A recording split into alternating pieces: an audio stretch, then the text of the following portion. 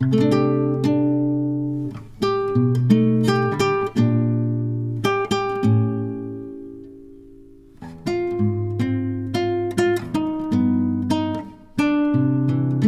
mapagpalang araw po sa inyong lahat. Ngayon po ay April 6, 2026, Lunes, sa 8 araw na pagdiriwang ng Pasko ng muling pagkabuhay. Ating pong unang pagbasa at pagninilay sa araw na ito ay hinango mula sa mga gawa ng mga apostol, chapter 2, verses 14 and verses 22 to 33. Noong araw ng Pentecostes, tumayo si Pedro at ang 11 apostol at nagsalita ng malakas. Mga kababayan at mga naninirahan sa Jerusalem, pakinggan ninyong mabuti ang aking sasabihin.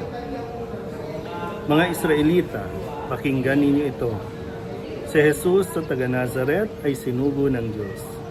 Pinatutunayan nito ng mga himala, mga kababalaghan, at mga tandang ginawa ng Diyos sa pamamagitan niya.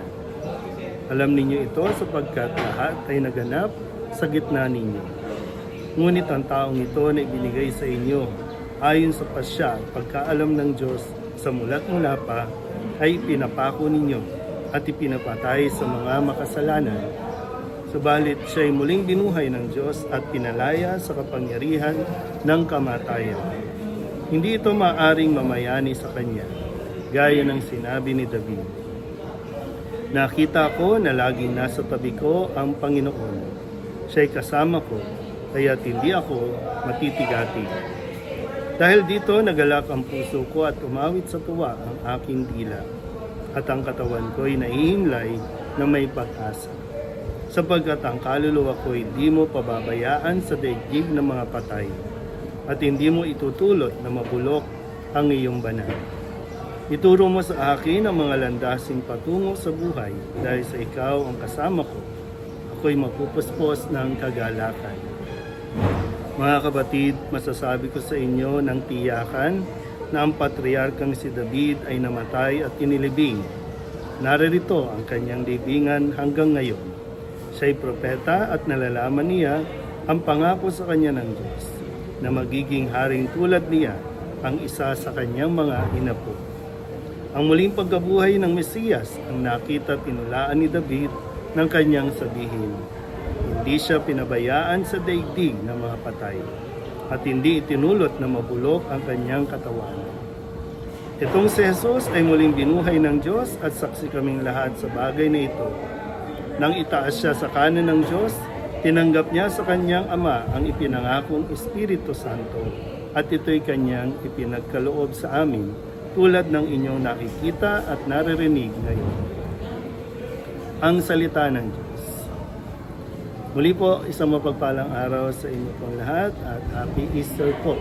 So, ngayon po ay nasa tinatawag tayong Octave of Easter o 8 araw na pagdiriwang ng Pasko ng muling pagkabuhay. Ibig sabihin ay hindi agad dapat mawala sa ating isipan ang mga nangyari, lalo tigit itong pagdiriwang ng muling pagkabuhay na si Kristo, matapos ang kanyang pagpapakasakit, pagkamatay, ngayon ay nabuhay at patuloy na mabubuhay na sa atin po mga puso.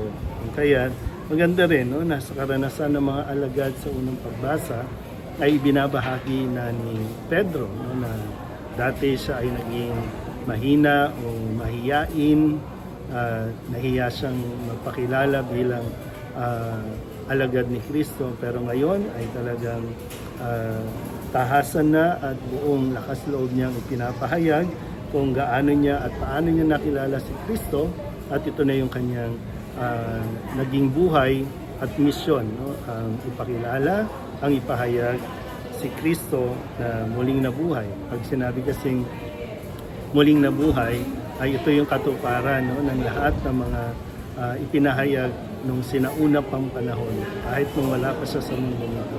Na ngayon ay pinapatunayan ng mga nangyari kay Kristo. Kaya sana din sa inyo pong pagpasok sa opisina ay maikwento nyo rin ano ba ang mga ginawa ninyo nitong panahon ng Holy Week.